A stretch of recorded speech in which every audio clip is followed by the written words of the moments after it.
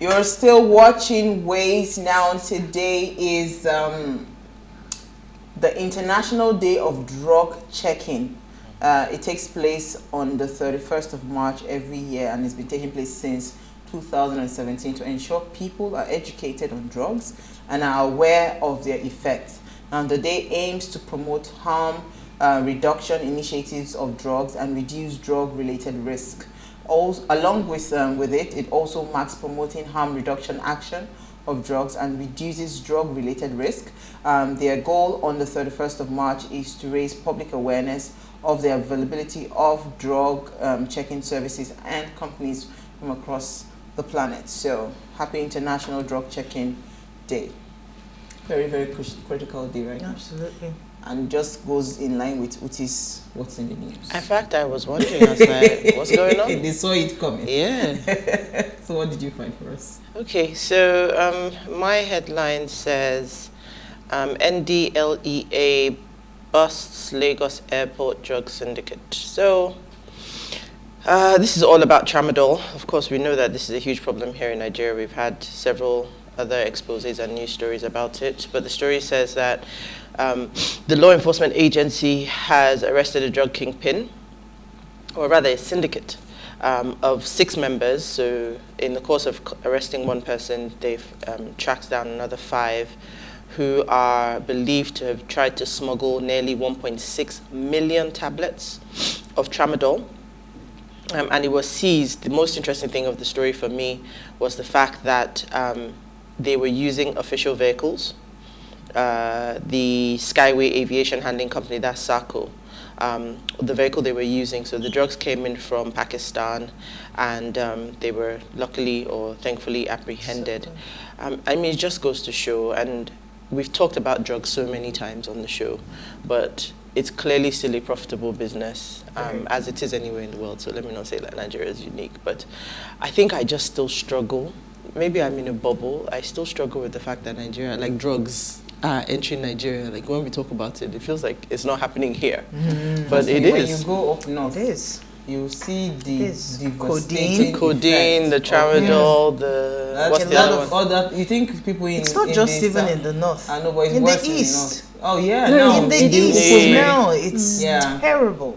Yeah. We've So- lost a lot of young people. I mean, the Yeah. truth To about more it early. is, I mean, look at what's happening in the world, in Nigeria. It's rich to take drugs at this point. I'm not advocating for drugs, but I mean, sometimes people, like, The you pressure just... is real. It's a lot. The It's a pressure lot. is real. It's a lot. All right, Issy, your story quickly.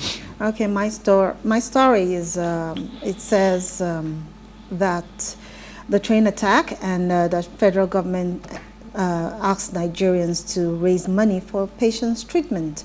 And this was said, it was allegedly said that it was the Minister of Minister of Transportation, Mr. Rotimi Amechi, was the one that stated that Nigerians should contribute to the cost of treating those who were affected on Monday's train attack. However, he has come forward to actually refute that claim that he never said that this evening. Yeah, about, because I listened on the yes, radio when so, they brought I think the spokesperson. yes, that he What's has. her name now? I I'm trying can't to pull recall out her name, but he has refuted that claim and that he didn't say anything to that respect. So What he that said was something around the hospitals should work hand in hand with the citizens. Yes, Absolutely. Yeah. All right, so Norma, your story.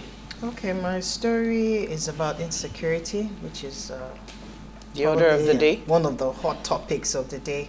Nigeria should be allowed to carry weapons, says Shehu Sani. Shehu Sani, as we know, is a former federal lawmaker. And today he was talking about Nigeria's worsening security situation and said that Nigerians should be allowed to officially carry weapons in defending themselves. Due to the different insecurity situations, we know about the trains that were attacked, the airports that was attacked as well. So he wrote that if government and security agencies can't crush these terrorists and bandits kidnapping and killing our people in northern and southern Kaduna, people should be officially allowed to carry same weapons, and let's see who owns the land. I find that this a little bit troubling because if the likes of America, which are huge countries really, and who have been into this gun business for years, decades and centuries, are going through the kind of seeming trauma that they're going through with gun violence and all sorts of things, homicide going on, people committing suicide, mass shootings and all of that. And this suggestion is coming at such a time where we even have a majority of Nigerians who are under trauma. So imagine somebody who is traumatized handling a gun just because they want to secure themselves or they want to feel safe. That paranoia can also make them not to make concrete decisions, and who knows who would be affected by these decisions. So I find that a little bit thoughtless. We have... That's my opinion. So I just have a question. Yeah. Please, is Shehu Sani a lawmaker or not? Yeah, he was a former lawmaker. Yes. Was. Okay, I just wanted to be clear. However, I think I understand where he's coming from, but I don't think that is the solution. That is not what will solve the problem. That is the solution to the Exactly. problem. That's not the solution to our problem. I just the look all of that today. I'm in the looking business too. Yesterday, RMB had come out to say, about the train, what happened in the stadium. Yeah. Right? Give them gun. Stampede. Because they lost a match. They went all out. People are already... Is he being smart? I don't even thoughtless. Has he thought through what he just... No, I don't think. What he That's why I said... I want to believe maybe he was even under trauma when he made that statement. Please, even some people who are, some military officials who are supposed authorized to be authorized or licensed they to carry collect the guns guns, from they their are hands. trigger happy. Yes. Not to talk of individuals who are civilians who do not have the license or who do not have the training. You just took the words out of my mouth. And they they go out License there and and training. do, Your police people are randomly Yeah. shooting. The The ones that are supposedly trained. to carry weapons, then you now give it to regular citizens. Yeah. Uncle Shehu Sani, I know you are trying to... That's not the No, it's a knee-jerk reaction. Yeah, he's trying to And get the young buy people to... in. Yes, but this one, you goofed because you don't understand. I want to It's a believe big he goal. was traumatized at the time. No, I think he was... So activist Rino Omokri has knocked Buhari for donating, hear this, $1 million as gifts to Afghanistan. So according to a socio-political activist noted that such an amount was given to Afghanistan could have been spent on the security in Nigeria and could have prevented some of the incidents like the Abuja train.